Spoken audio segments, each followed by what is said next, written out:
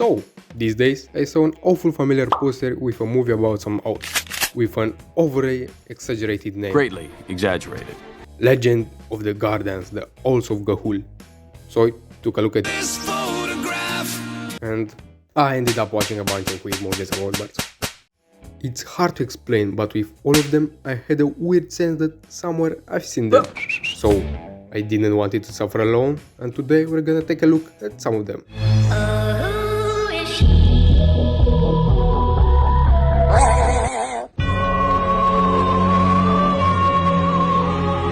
The first one that I saw, and the one that started the chain reaction that led to me losing an entire weekend watching dumb movies, maybe this is why I don't have any friends, was the mention above Legend of the Guardians, the Owls of Ga'Hoole. The two things you need to know about it: it has good visuals, and it was directed by Zack Snyder. You know, the guy that made 300, Watchmen, Batman vs Superman. Why did you say that name? But you know, after seeing the latest superhero movies, this is actually good. And this also Ga'Hoole has the classic Snyder element. It's dark, uses a bunch of slow motion, and for the story, it has good graphics. Enough of me praising Snyder, but even 13 years later this movie looks awesome. For its 80 million budget, you don't need to ask where the money went. Where's the money, Lebowski? Right? Boss baby. The movie is based on these 3 books, and there are a total of 15 of them. So we could have 5 more movies, but because of the small box office, we have just 1. Now let's get into the story. It starts by showing a happy family of owls, where the dad didn't left for the milk, like in my case. Dad, come back. Right from the start, we get the dynamic. 2 same-age brothers, one is better than another at going from branch to branch. The father is praising one and the other is jealous. Noise you make in the beginning. Also, we are told that our main hero named Soren is an enjoyer of stories about some guardians of Ga'Hoole that are considered a myth, but of course they're not. The same day our brothers go out at night, are fighting the evil version of Remy, that I guess didn't arrive in Paris but was thrown in the middle of the forest and was forced to eat other animals, are captured by another wolves that are considering themselves pure ones, and are dragged along with different birds in the villain place. But why are they doing it? Good question. For zombifying regular birds and using them for scraping some shit. To find metal flakes that combine create something like a magnetic field for birds, and just bats can go into it. Yeah, don't ask. To me it looks like Goku is about to go Super Saiyan. And for what do they need that? Of course for destroying their enemies in the name of Guardians and to rule over the world. Well, with some help, 2 of our heroes, these ones, the other brother club, chooses to remain with the big bads of the story, okay? So, they escape, acquire 2 new friends and the old one, and start searching for the Guardians. After meeting Rafiki from Lion King, that I guess followed the circle of life and now is an echidna named Echidna. I am the echidna. So he guides them to the direction they need to head. They arrive to this big tree where different types of owls live and meet the Guardians. Our main hero tells them what happened and they somehow believe him, sending a group of soldiers to find out more about it. How not to believe some strangers that come to you and say that the big bad is making a magnet for birds? And all proof they have is words. Yes, the only proof I have are my words. I will not argue with it. I guess Soren put all his points in luck. Wait, I have his P-Boy stats. Yep, definitely in luck. After a montage of their lives there comes, for me, the best scene in this movie. Soren understands that one of the old owls that he saw is the guy that wrote the books about the Guardians. Moreover, he is the legend himself that once fought the big bad and nearly won.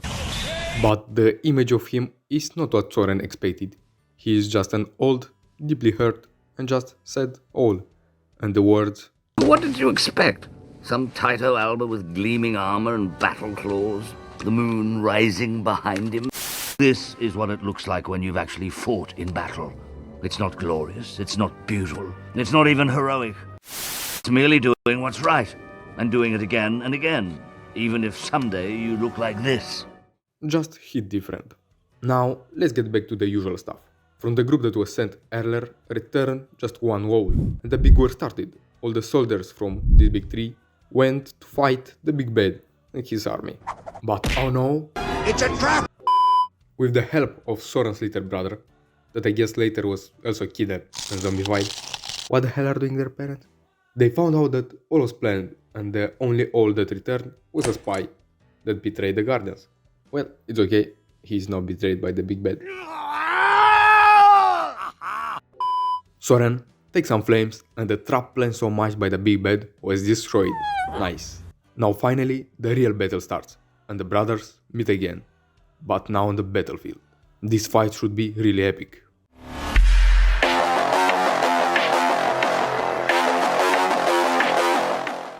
So the usual, main hero wins and the evil brother dies.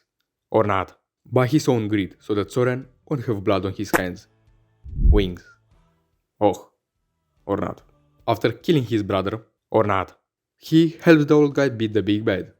Wait, I realized that I call him just Big Bad. His actual name is Metal Big. You get it? He has a metal big. The big bad is actually better. The villain that trained his whole life and went through many battles was killed by the main character that trained at best 2 days. Nice. At least he understands that he made 2 kills. He really should be traumatized and sad that he lost his brother, or not, and he has blood on his hands or wings. Oh, okay, we already went over that. Yeah, they just went back to the tree and all is good now. Look, his parents are also here. I thought they died or something. What did they do when all their children were kidnapped? Literally, they appear at the beginning and then at the end. With this kind of parents, I would also choose to stay with some strangers, even if they kidnap me. Glad you're the real hero here, with this kind of parents. We're so proud of you. Yeah, why not be proud? He just killed his brother. Or not. At least you think so. And now really, he killed someone. What did I expect it? So, this is how things end. All are happy. Yeah, our war didn't just end it.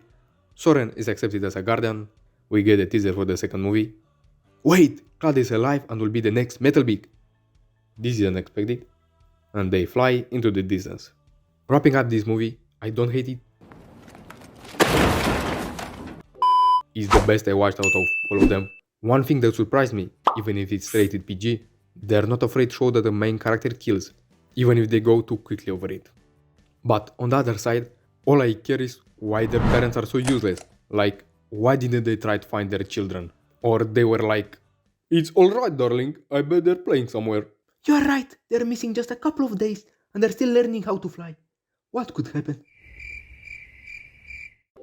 Now, after finishing this masterpiece, based on what I watched, I had to choose between 300, a cool movie about Spartans, or Happy Feet, a movie about some penguins that are singing and dancing.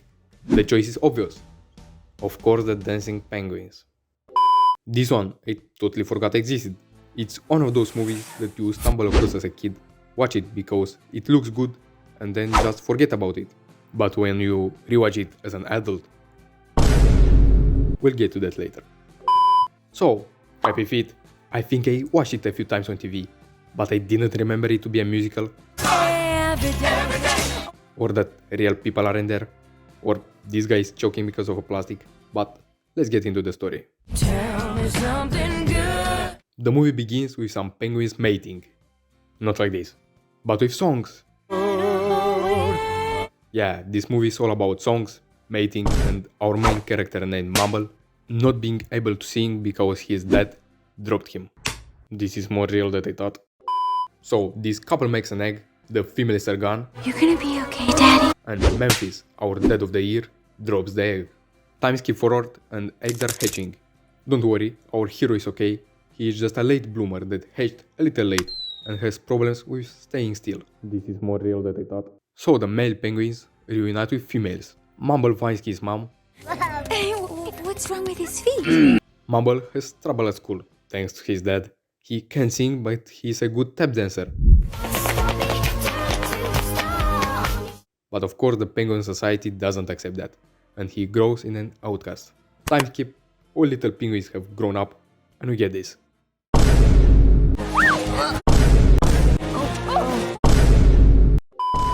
So, Mumble is in love with this chick Gloria. They have a big disco night, but remember, he can't sing, so he leaves. Next day, we get an action scene, and he meets some new friends. And they escape kinda too easy from that leopard seal. It's just me, or even now it looks somewhat scary. I know where you live. Not to mention those elephant seals, but we'll get to them later. So, they see some alien tech. Not this, but this. And they go to see this guy, Lovelace, that speaks with God through his talisman. That is just a piece of plastic. Poor guy. They don't get the answer about the aliens, and Lovelace is now busy teaching the ladies. Mumble, with his new friends, return now to his hometown with a plan to make Gloria happy. Not like this. Like this. Yes, un hombre. But of course, it doesn't work. Plan B now. After Mumble finally started being himself, this old penguin, that is the leader of this tribe, doesn't like that the things are changing and time progresses and there is no need to stay in the past. This is more real than I thought. So he decided to exile Mumble, because apparently there is a problem with fish this year, and of course it's because of him dancing. But before that, our Dead of the Year decides to spill the beans. Because when he was just an egg, I dropped him! After this sad revealing, well, at least he knows he was not adopted, Mumble decided to go find out what's up with the fish. So they went to Loveless again, that apparently is choking to death. And they decided to go find the aliens that could help him and maybe solve the fish problem. Finally, the real mission starts. But they are stopped by Gloria, that apparently understood what a macho our hero is and what he can do with his fib. Yeah, boy. But Mumble, being the macho he is, he just stepped that in her face.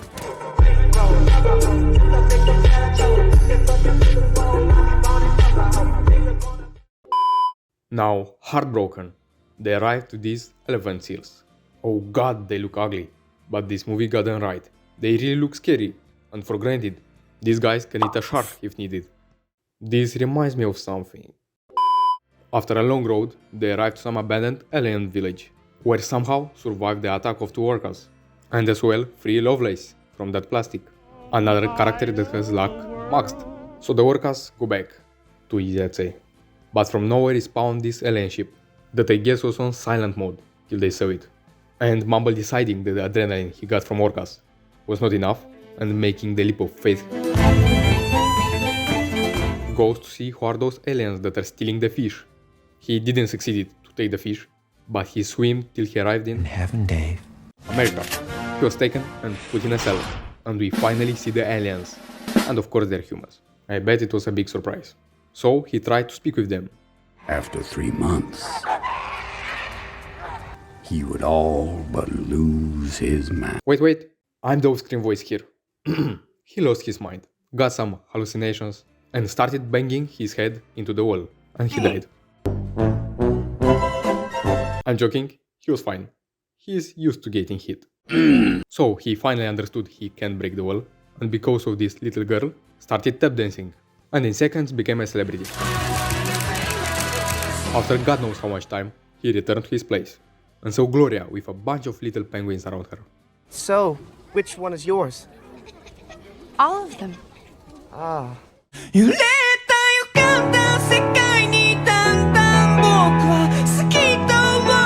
Sorry, Mumble, in this life, nobody waits for you. This is our singing class. So you're not... I guess I never heard the right song, did I? That's great! Oh, she waited. So a conflict arises. Our Mumble here brought so-called aliens to the colony. This elder guy is again angry. What can you do? Of course to dance. Everybody's dancing. Mumble is dead. All the penguins, humans, even this elder guy. And with this dance, they somehow convinced humans not to take their fish. Yeah, right, this is how things work. Finally, this is the end. Oh, it got a sequel. Here, I don't have to say much. As a kid, it was okay. Now as well, but with 69 on top. Now, let's go with the last one. Rio. You know how Happy Feet was all about songs, dancing and mating. Well, this one is about songs, dancing and mating. Also, it was made by the Blue Sky. And Jimmy Fox voices this guy.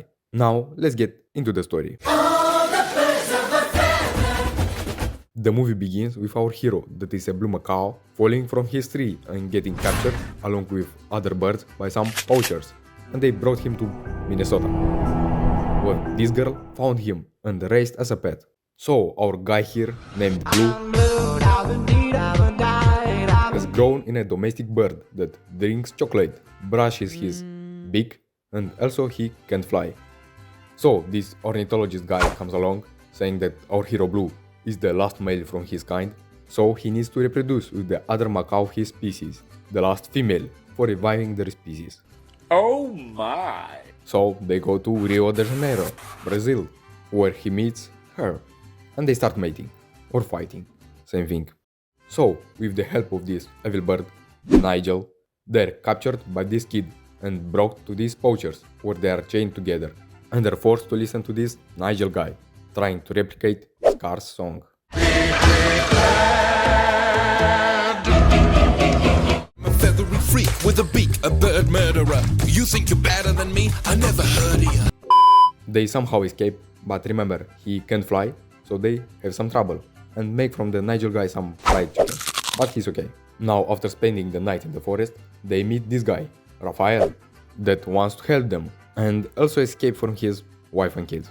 So, they try to teach Blue fly, but remember, it's too early for him to fly now, so they go down and meet these guys, Nico and Pedro, that take them to a party with a great song. I wanna party, party and fly. And when our blue guy was ready to make the move, the party was shut down by these monkeys that the Nigel guy convinced to help him find the macaws. Our heroes escape, but not without kicking some monkey butt. And after another failed pickup, they arrive to this guy, Luis, that helps our Romeo and Juliet escape that chain.